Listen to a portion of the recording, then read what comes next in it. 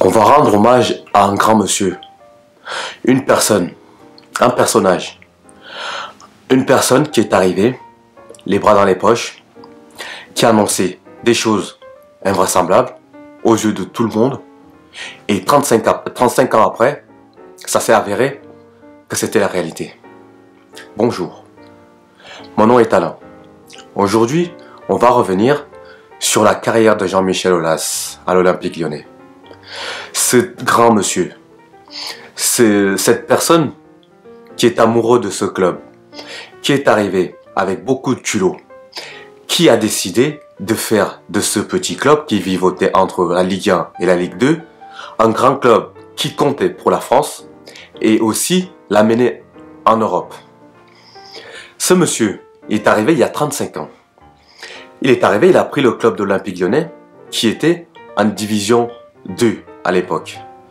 C'était un club tout à fait lambda qui n'avait pas assez de ressources pour pouvoir prétendre à quoi que ce soit, malgré que l'Olympique Lyonnais était une ville qui était résident dans un bassin de population très large.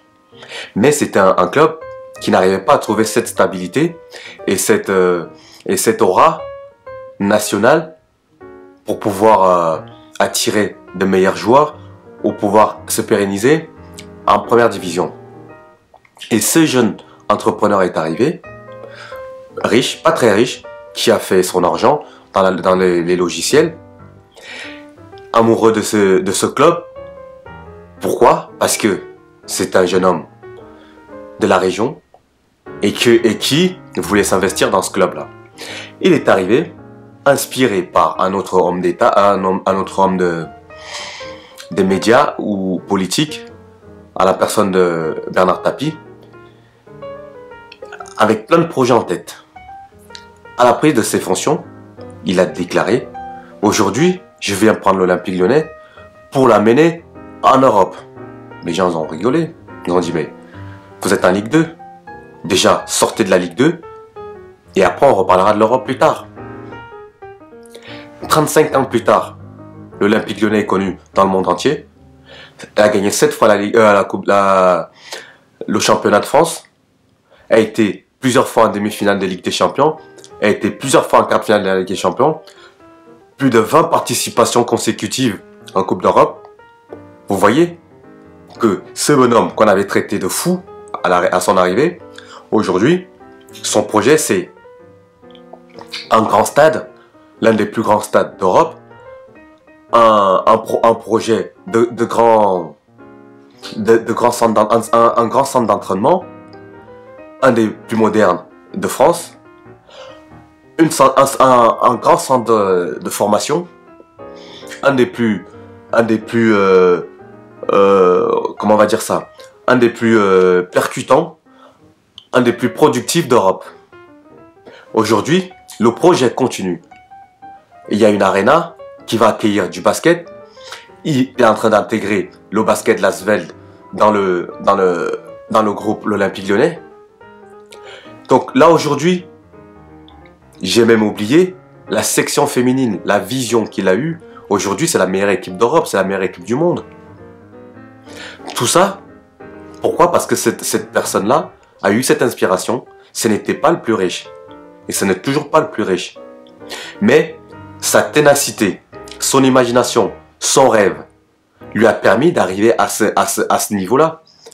En fait, c'est un personnage à qui toute personne qui a un peu d'ambition, qui a envie d'investir dans les affaires ou débuter quelque chose, doit s'inspirer.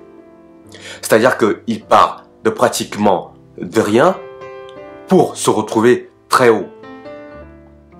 Aujourd'hui, il va peut-être céder sa place.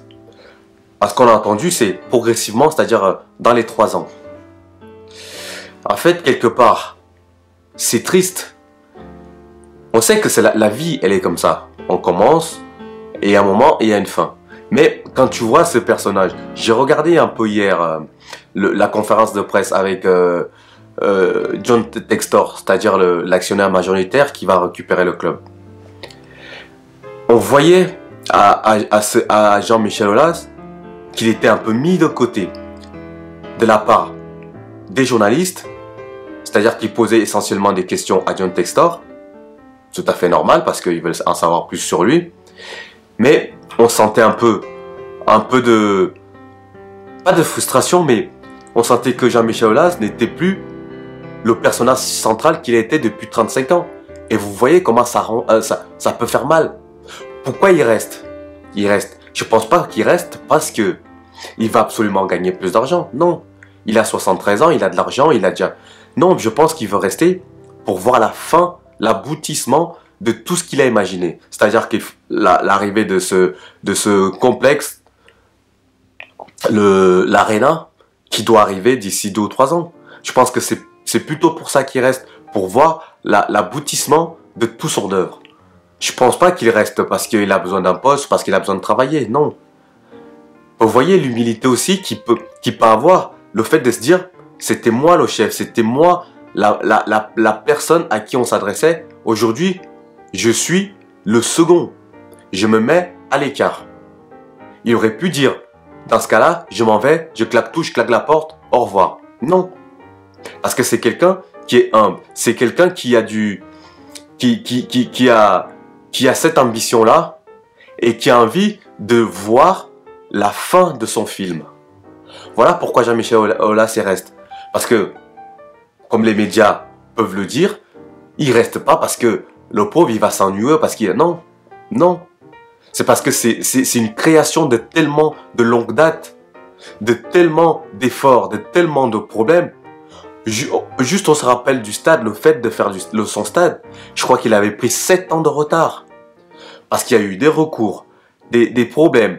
Il a toujours été là, il a toujours tenu le cap. Voilà ce que c'est que un personnage visionnaire. Une personne qui ne lâche pas ses objectifs.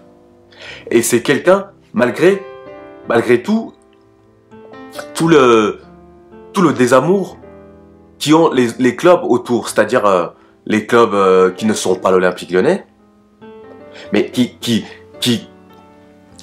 leurs supporters sont obligés de se dire, oui, ce monsieur, on ne l'aime peut-être pas, mais respect, force à toi. Voilà ce que c'est que un homme d'affaires. Voilà ce que c'est que quelqu'un qui aime son club. Il n'a pas hésité, il n'a jamais hésité à prendre des coups. Il n'a jamais hésité de se retrouver mis à l'écart.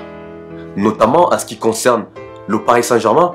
Depuis que le Paris Saint-Germain là, ça fait 10 ans, plus de 10 ans maintenant, que M. Jean-Michel Aulas, tout seul, a toujours dénoncé cet état de fait. De se dire que le Qatar, un pays entier, arrose une équipe de foot par de l'argent. Alors que lui, il lui a fallu 35 ans pour bâtir, pour arriver à là où il en est. Et là, il y a un club qui apparaît de nulle part et qui passe devant.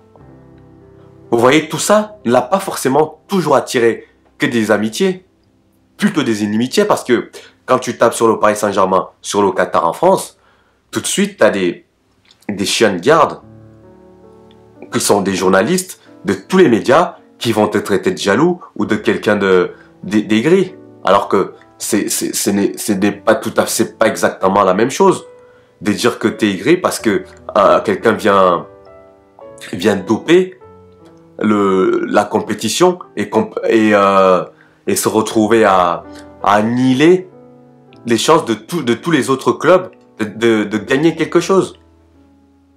Vous voyez le courage de ce bonhomme.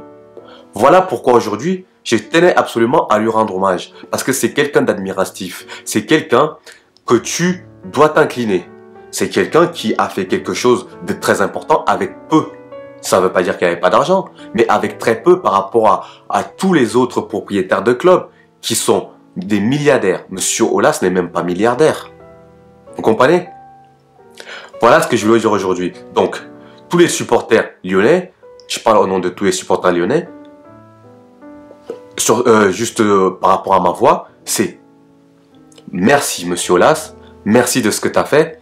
On espère que tu vas continuer durant ces 3 ans à être aussi dynamique, aussi impliqué dans ton club, dans notre club, comme tu l'étais durant les 35 ans passés. Je vous souhaite une bonne journée. et à très bientôt